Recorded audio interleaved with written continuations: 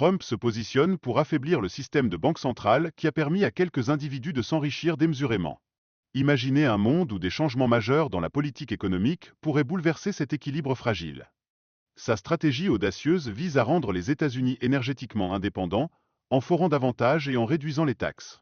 Que se passerait-il si cette transformation redéfinissait à jamais la dynamique économique du pays?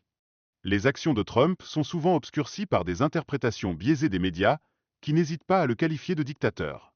Pourtant, sous cette étiquette se cache un homme déterminé à annuler des politiques qui ont historiquement engendré des problèmes économiques. Nous assistons à une augmentation significative des prix de l'or, alors même que le contrôle du système économique échappe aux banquiers centraux. L'éveil des citoyens face à la valeur réelle de l'économie devient de plus en plus palpable. Dans un autre domaine, le marché des véhicules électriques traverse une crise sans précédent, avec des fabricants déclarant faillite.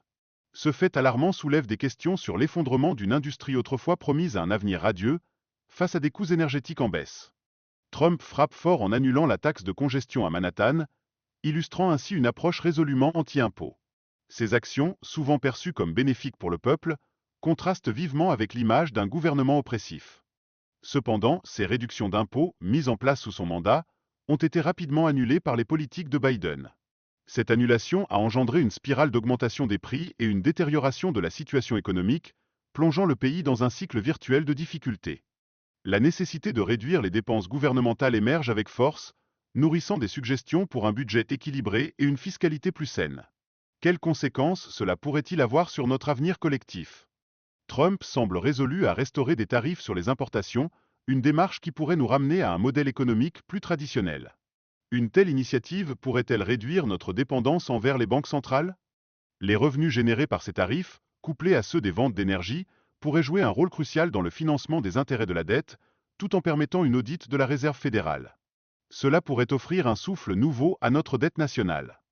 Envisageons un scénario où le système bancaire central serait remplacé par un retour à un modèle basé sur la Constitution, où la création de la monnaie serait entre les mains du peuple. Que signifierait un tel retour pour la démocratie économique? Historiquement, avant 1913, les États unis financiers leurs operations grâce aux tarifs. Ce modèle, autrefois prospère, a été supplanté par un système de taxation sur le peuple, menant à une forme insidieuse d'asservissement économique. Les taxes sur la propriété et les gains boursiers émergent comme des exemples frappants de taxation inconstitutionnelle, pesant lourdement sur les citoyens. Cela soulève inévitablement des questions sur la justice fiscale et l'équité de notre système. L'idée d'un remboursement fiscal basé sur les économies réalisées grâce à Doge pourrait apporter un soupçon de bonheur aux citoyens. Pourtant, l'élimination totale des taxes serait un rêve encore plus séduisant. L'annonce d'un retour à l'étalon or par Trump pourrait marquer un tournant radical dans l'économie. Cela signifierait une perte de pouvoir pour la Réserve fédérale, accompagnée d'une réévaluation profonde des devises que nous utilisons quotidiennement.